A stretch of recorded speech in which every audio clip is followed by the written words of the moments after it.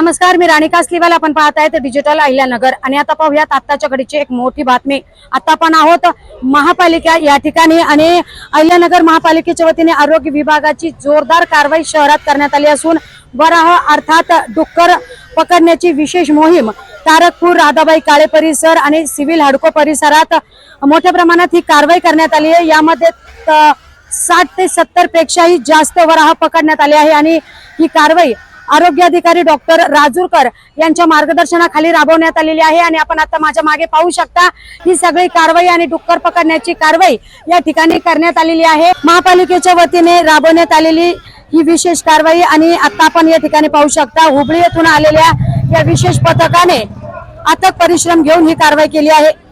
आणि आता ही डुकरं कर्नाटकमध्ये नेऊन सोडण्यात येणार असल्याची माहिती देखील समोर येते. त्यामुळे महापालिकेच्या आवारात पकडून आणलेली डुकरे मोठ्या प्रमाणात पाहायला मिळते. दरम्यान अहिल्यानगर शहर सुंदर स्वच्छ करण्याच्या दृष्टिकोनातून झालेल्या या कारवाईचं नगर शहरात कौतुक केलं जात आहे.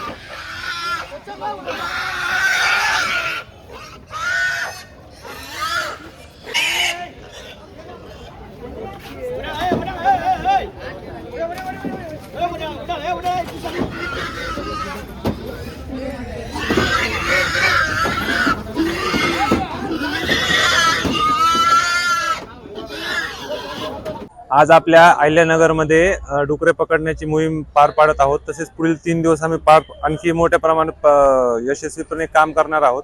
तर आज सकाळपासून तारकपूर परिसरामध्ये आम्ही साधारण 60 ते 70 डुकरे पकडली. कारण नागरिकांना खूप साऱ्या तक्रारी येत होत्या नागरिकांच्या.